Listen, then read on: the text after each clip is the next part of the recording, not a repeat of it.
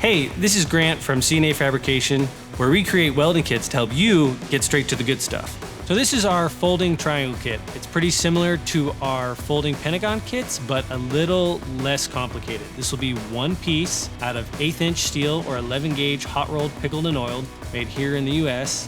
The goal of this project is you start with this flat piece of steel and you end up folding it up into this triangle shape here.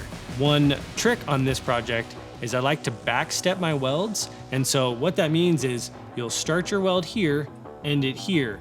Now what you do is you rotate it and you start at a new point and end in your start point. And so what that does is as you're welding, it builds the heat up. And so this is cooler, this is hotter. So then when you're starting and stopping, you're bringing the heat into where you stopped. Maybe that didn't sound complicated, but the whole concept of it is to prevent warping in your project.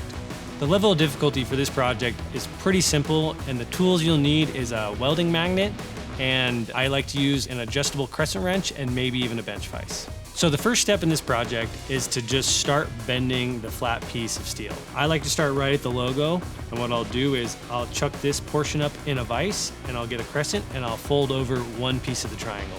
Once you fold one over, I'll move to the next line and I'll bend that section and then the following section. And so as you start bending it, maybe you didn't bend the first portion of it enough, but as you go along, you can always adjust and bend it a little bit more. So don't worry about overbending or underbending. Once you fold up the triangle piece, you'll be left with this.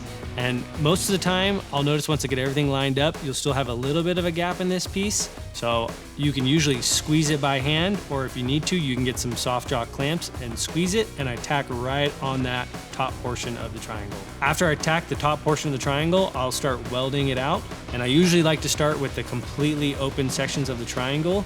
As you notice, on some of the other portions of the triangle, there are the bend lines and there are the little tabs on them that are angled. These are gonna be a little bit more difficult to weld, but offer a pretty good challenge. So once you finish welding this, you'll have welded 6 open corner joints of some angled joints, and you're ready for the next project. Whether you're a beginner or you're an expert, or you're just itching to weld, we have a product that suits you. Head to our website, cnafabrication.com.